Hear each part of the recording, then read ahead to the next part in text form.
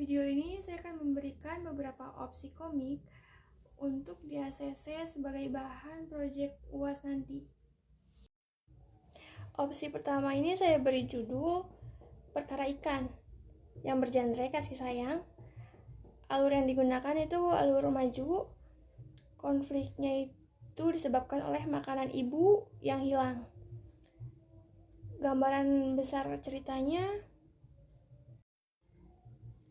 setiap kali ibu memasak daging-dagingan, entah itu ayam goreng atau ikan goreng, pasti saja makanan ada yang berkurang. Ketika sudah tersaji di meja makan, penghuni rumah tidak ada yang mengakuinya, ya karena memang bukan mereka yang melakukannya. Tanpa sengaja, kakak melihat kucing liar di atas meja makan, sedang membawa ikan goreng. Teriaklah ia memberitahu ibunya. Akhirnya ketahuan siapa yang selama ini maling ikan. Marahlah ibu, lalu mengusirnya. Berkali-kali ibu berjaga-jaga agar masakannya tidak hilang lagi. Namun kucing tersebut selalu mendapatkan yang ia incar. Ibu geram dengan kelakuan kucing liar itu, lalu ibu berencana untuk menjebaknya.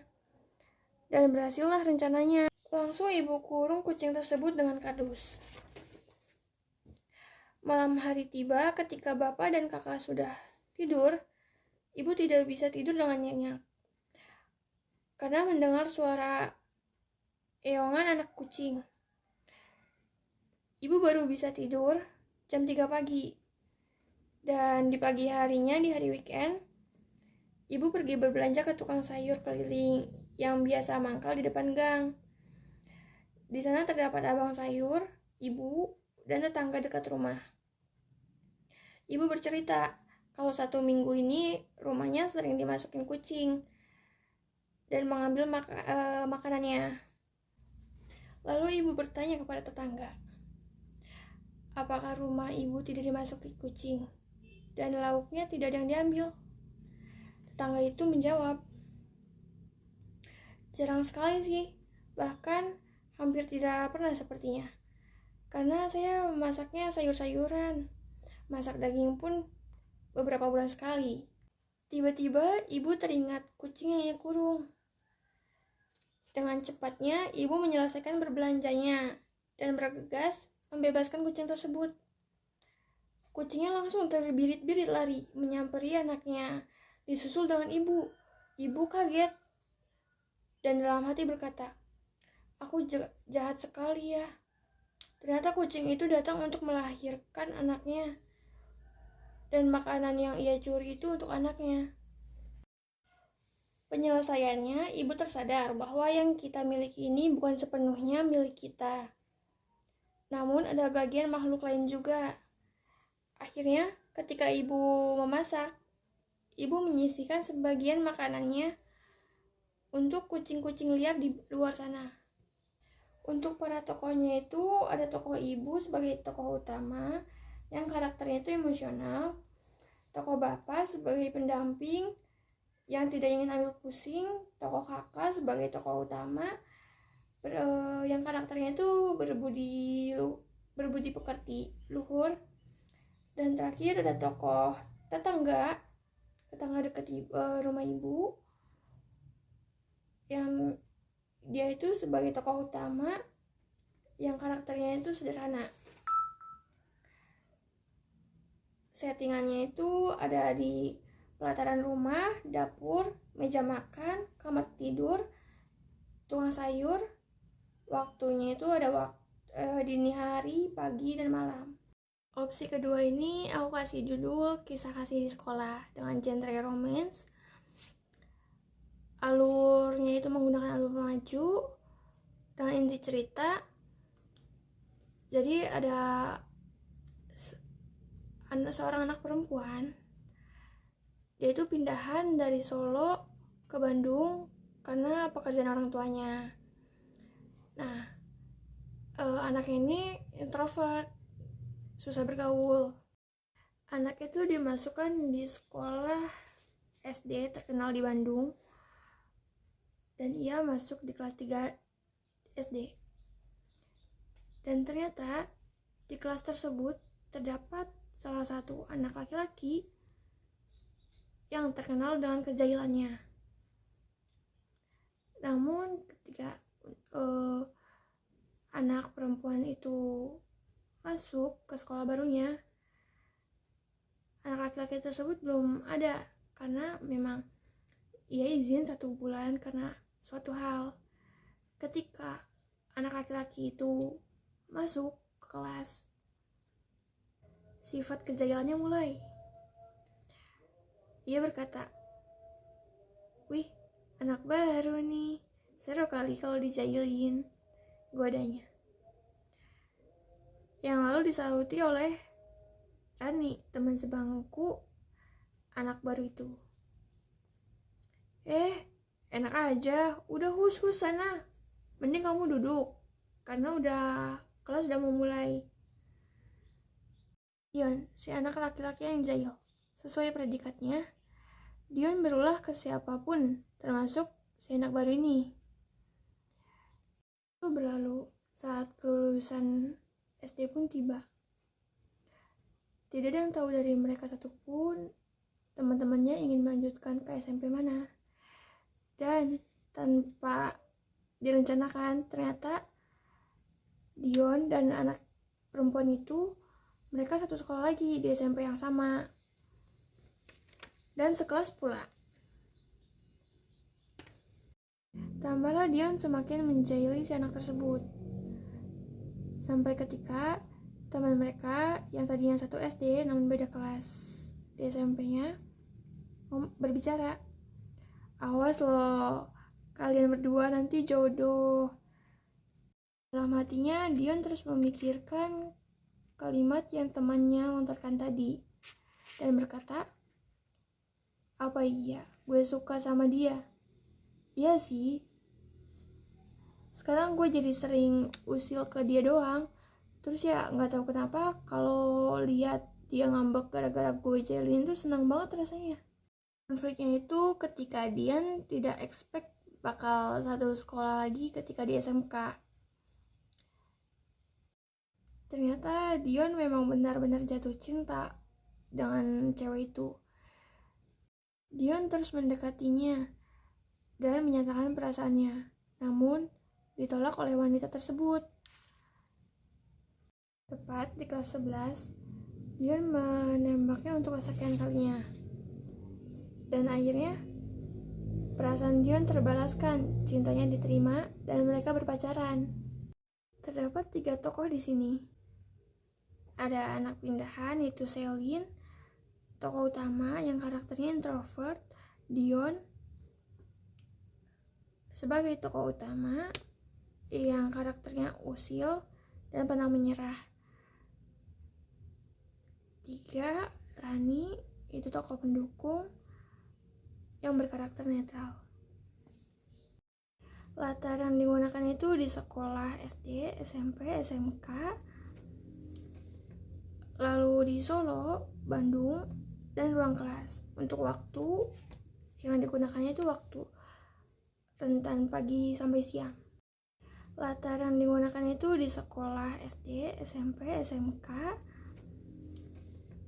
lalu di Solo, Bandung, dan ruang kelas. Untuk waktu yang digunakannya itu waktu rentan pagi sampai siang. Konflik ketiga ini diberi judul Kenakalan Remaja yang bergenre drama. Alur yang digunakan itu maju. Konfliknya itu saat Shira memutuskan untuk sekolah kejurusan. Gambaran besar ceritanya itu, jadi Shira ini dari kecil sudah dididik untuk taat agama. Dari TK, bahkan dari PAUD hingga SMP, dia itu sekolah keislaman. Kegiatannya itu hanya belajar, membantu orang tuanya, terus ibadah. Ia hampir tidak pernah keluar untuk hal yang tidak penting. Saat kelulusan SMP tiba, Shira mengajak kedua orang tuanya untuk berbincang.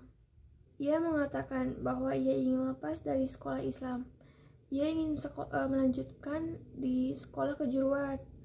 Orang tuanya pun khawatir dan bertanya, mengapa tidak ingin melanjutkan ke MA? Shira menjawab, aku hanya ingin berekspresi.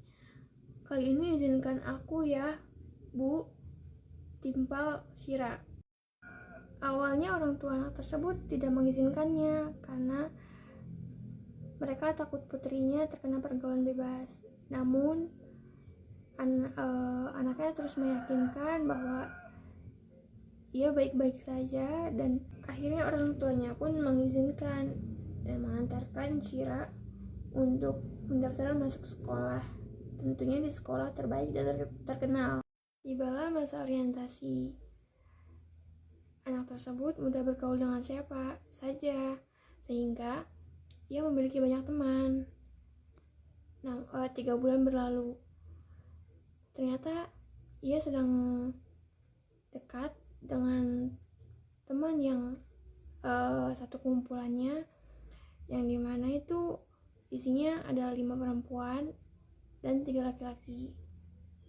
Semenjak dekat dengan teman-temannya itu, Shira jadi sering pulang telat, terus sering main, padahal orang tuanya tidak mengizinkannya. Namun dengan berbagai alasan, akhirnya ia mendapatkan apa yang ia inginkan. Di suatu saat, mereka sedang bermain di rumah Rangga, salah satu dari ke-8 orang di kumpulan itu. Mereka sedang berbakyuan dan anak laki-lakinya sedang minum minuman beralkohol. Anak perempuan itu tidak tahu, jadi santai-santai aja. Ya kira itu hanya minuman yang anak-anak umum konsumsi. Dan ternyata waktu sudah larut malam, karena kelelahan mereka ketiduran di ruang tengah. Tiba-tiba Rangga kebangun. Entah setan dari mana, Rangga tiba-tiba menggendong anak perempuan tersebut. Anak perempuan itu bernama Shira. Dibawahlah Shira oleh Rangga ke kamarnya. Shira pun tidak menyadarinya. Mereka tidur bersama dengan keadaan Rangga telanjang dada. Di harinya, anak-anak lain itu sudah pada pulang dari rumah Rangga. Di rumah tersebut menyisakan Rangga dan Shira berdua. Shira bangun dan terkejut karena ia tidur satu ranjang dengan lawan jenis. Shira lari ke ruang tengah. Ia tidak melihat siapapun di sana. Shira histeris. Rangga terbangun dengan Rangga memeluk Shira dari belakang. Tentulah Shira emosi dan Shira langsung mengawasi barangnya lalu bergegas untuk pulang. Shira melihat ponselnya, ternyata banyak notifikasi masuk dari orang tuanya. Shira merasa hina dan durhaka. Ia bingung bagaimana cara menjelaskannya. Ia pulang dengan keadaan terdiam, disambut kekhawatiran orang tuanya, menanyakan, dari mana saja nak? Kami chat, kami telepon, tidak ada satupun yang digubris. Shira hanya bisa meminta maaf dan beralasan ia mengerjakan tugas kelompok sampai pagi hingga tidak sempat memegang HP. Shira pun masuk kamar dan beristirahat. Kejadian tadi pagi berputar-putar di kepalanya. Lamunannya buyar, dikejutkan oleh kedatangan bundanya yang membawakannya sarapan. Setelah kejadian itu, Shira banyak melamun. Saat Shira dan teman-temannya mengobrol-ngobrol santai saat jam istirahat, Vina mengejutkan Shira dan bertanya, kenapa lo bengong aja? Timpal Shira, tidak, enggak apa-apa. Ozzy, salah satu dari ketiga cowok itu, tanya, oh iya, Shir, Lu balik jam berapa waktu dari rumah Rangga? Kok kita nggak lihat ya? Aduh, gue lupa. Iya, soalnya gue buru-buru waktu itu, jawab Syira dengan gugup. Penyelesaiannya, akhirnya ibunya Syira sadar akhir-akhir ini putrinya banyak melamun. Ibunya mencoba mengajak ngobrol putrinya. Dan terbongkarlah yang akhir-akhir ini Syira sembunyikan. Terkejutlah ibunya, tapi masih berusaha untuk menenangkannya sambil menasehatinya. Kalimat yang ibu Syira lontarkan, "Nak, kami para orang tua bukan tidak ingin melihat anaknya bahagia dengan cara melarang-larangnya. Kami mempertimbangkan baik buruknya. Dunia luar itu kejam, Nak. Terlena sedikit kita dengan dunia, habislah kita, Nak. Kamu meneruskan belajarnya di pondok ya, Nak? Bunda mau kamu seperti dulu lagi," rayu ibunya.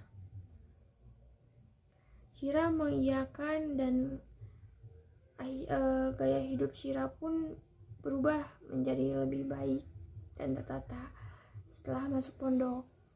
Latar yang digunakan yaitu hall graduation, ruang keluarga, sekolah kejuruan, rumah Rangga, kamar Syira, dan pondok. Waktu itu siang, pagi, dan malam. Untuk penokohan, Syira sebagai tokoh utama, karakter yang dia gunakan itu mengeksplor. Dia seseorang yang ingin mengeksplor dunia luar. Bunda sebagai tokoh utama dengan karakternya yang lemah lembut, dan satu circle yang itu tuh sebagai tokoh pendamping, karakternya bebas.